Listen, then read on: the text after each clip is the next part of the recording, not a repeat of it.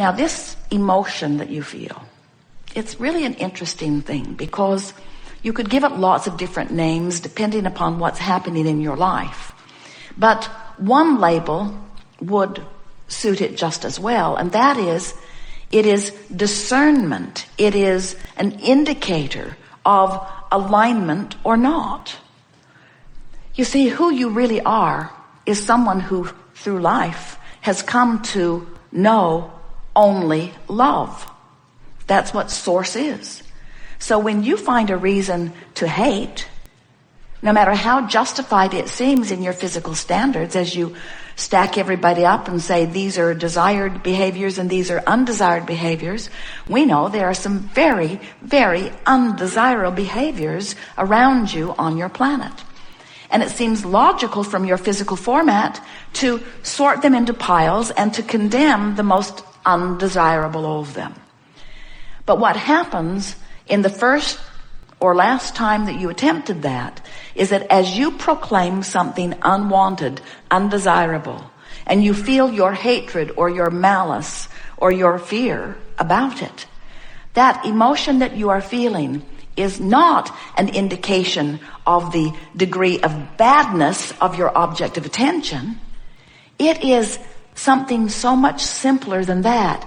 It is your indicator of your personal internal disagreement with your own source. Because source, whether you like it or not, loves those that you hate. Esther said to us, Abraham, come on. You saw that. You don't really love that about that person, do you? And we say, if we cannot find a lovable aspect, we look somewhere else. In other words, we do not stand in a place of pushing against. And the larger part of you does not stand in a place of pushing against.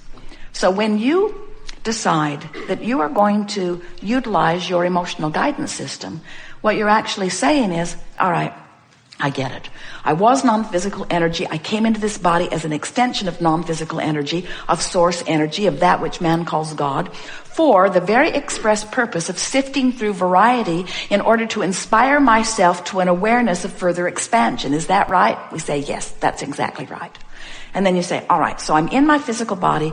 I'm sorting through the contrast. I know what I don't want. I give birth to what I do want, but I can't easily focus on what I do want because it's a new vibration. Is that right?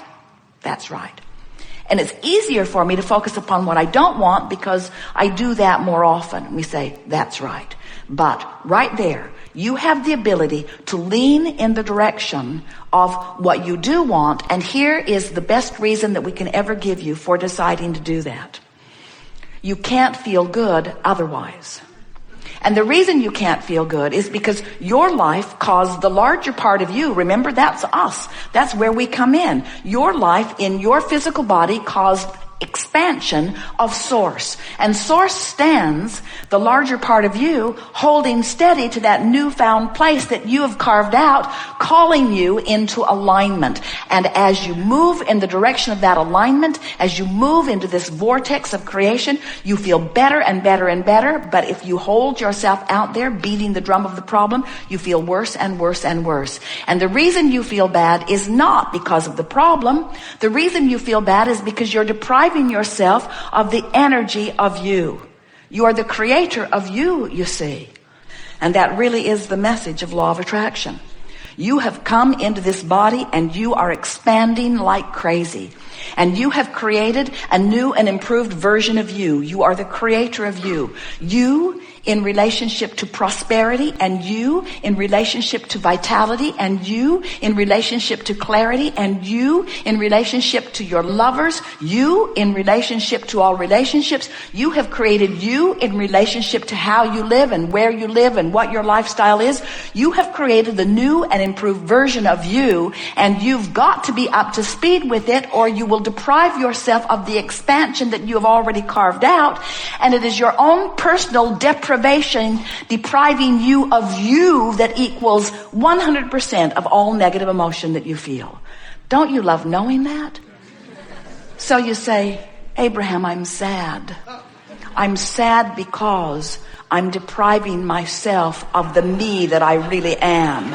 And we say, that's the first step. Understanding what your negative emotion is. And when you understand what it is, now you know what to do about it, because you don't have to wait for your lover to come back or your ship to come in or the money to be downloaded into your bank account.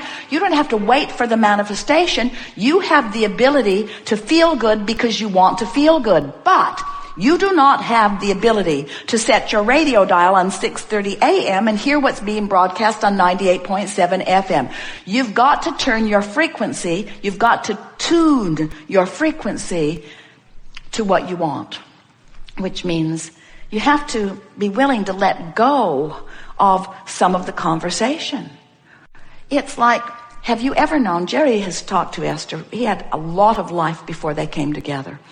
And he was in the circus as a teenager, and then he was in show business for years, and he was on the road constantly and surrounded by all kinds of different people. And he spoke frequently about the roughness of the environment and how he readied himself to protect himself.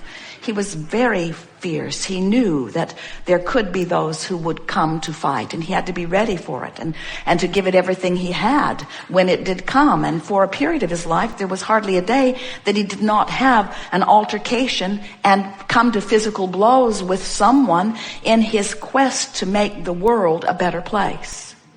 After all, don't you make the world a better place by beating the hell out of anyone who's trying to do the opposite?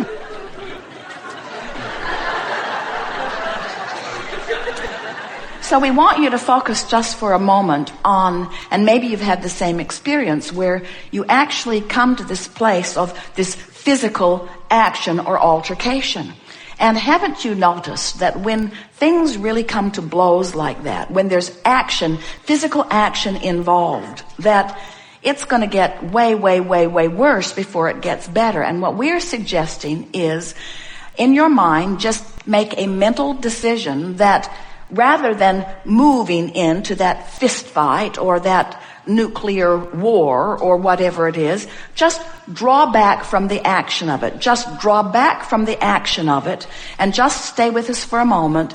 Feel the diffusion of it. In other words, can't you feel the diffusion of the battle when even one pulls back? So now, that's a diffusion of resistance, which is the beginning of allowance. There's resisting who you are and allowing who you are. So now, continue with your verbal dialogue. And haven't you noticed, have you ever been in a discussion with someone with whom you disagreed? Have you ever been able to talk them out of their position? Doesn't it just get bigger and bigger and bigger and bigger? The surer you are, the surer they are, and the surer they are, the surer you are. Now, there's a universal law behind that, because whenever you know what you don't want, you know more clearly what you do want. In other words, it's parlaying up bigger and bigger and bigger and bigger. But we're just saying, and we know you've noticed that verbal battle never gets resolved. It just gets bigger and bigger and bigger. In fact, it usually leads to the physical stuff if you let it go far enough, but we're moving the other way. So you withdrew the fists, and now you've decided to shut up. You've decided to just stop the commentary with the intention of diffusing the resistance. Now, we know some of you are thinking, but Abraham, I was right. I was right. And we remind you, we know you were right. We'll give that to you. You were right. We know you think you were right. We know it felt like you were right. We'll give it to you. You were right. But remember, the criteria is not, is it true or am I right? The criteria is, how does it feel? So we want you to feel the diffusion that happens when you stop offering your fists, and more diffusion that happens, more releasing of resistance happens when you stop offering the words.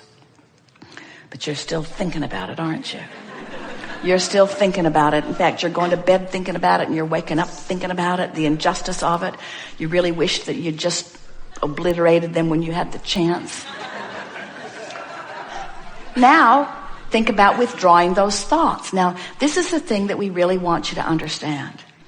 We've never known anyone who could really turn their attention away from an active vibration, because it's an active vibration. Someone said, it feels like my thoughts are thinking me.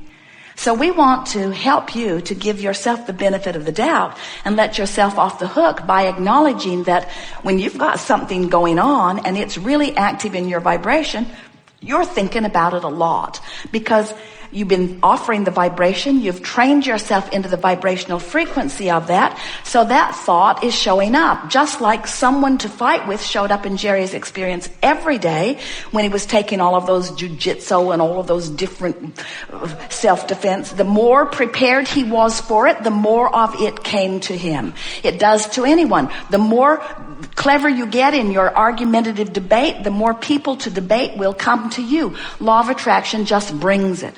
So you have to decide, and this is the thing that we really want you to understand, is that when you decide that you're trying to strike your pose of harmony with the new and expanded version of you, with the lifestyle that you've put into your vortex, when you decide that you're going to turn your attention in the direction of who you really are and what you really want, in your attention to something else, that vibration begins to fade away.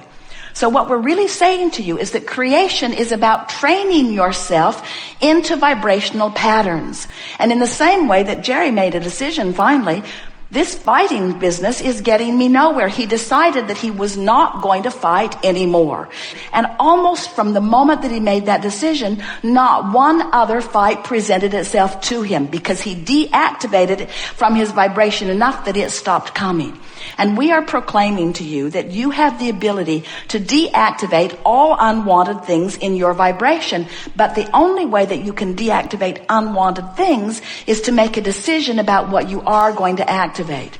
And the thing that makes it tricky for you is you cannot do it all at once. You can't just stop thinking about that. That's why we're sort of breaking it to you gently. We know most of you are not out there having fist fights, but we want you to think about action being an extreme vibrational patterning. By the time you're offering action about something, you've got a strong vibrational pattern going.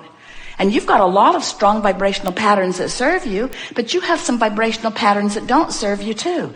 So cease the action as quickly as you can. Cease the commentary as quickly as you can. Do you know, if you would just make a decision to stop talking about those things that bother you, I'm going to stop talking about those things that bother me. I'm going to stop talking about those things that bother me. You would catch yourself more often when you're talking about those things that bother you. And eventually, by choosing the other side of it, years ago, we offered the idea of pivoting. When you know what you don't want, you know what you do want. So in the middle of talking about what you don't want, if you would stop and say, what I do want is, and wouldn't it be nice if, you could, in a very short period of time, we're talking about a matter of hours really, a couple of days at most, you could change the vibrational patterning of any subject that has been bothering you, and law of attraction will no longer bring you the cooperative components that are annoying you, and will begin to deliver to you the cooperative components that are pleasing to you. You live in a universe that is based upon vibration, and you are a veritable vibrational emitter. And you can control what you're emitting, just like you can control what you do with your behavior. But it takes practice to do it. So, we've begun talking about this vortex because we want you to understand that there are 3 steps to the creative process. Step 1 is ask, and you can't help but do that. Contrast causes you to ask all day, every day. Know what you don't want, you're asking for what you do want. Step 2 is source becomes the vibrational equivalent of what you're asking for. That's this vortex that we're talking about. Source stands in this vortex, emitting the signal of what you have become. And law of attraction gathers all cooperative components to that vibrational place. Now, sometimes you say, well, the vibrational place isn't all that exciting to me because I can't spend it. I can't see it even. I can't hear it. I can't smell it. I can't taste it. I can't touch it. I'm not that excited about this vibrational vortex thing, whatever it is. And we say, but you must be excited about it because you have to understand that everything that you know that has manifested in your physical world was a vibrational frequency first and was in a vortex vibrationally before the components were gathered enough that it could be translated through your vision, through your auditory, through your sensory perception.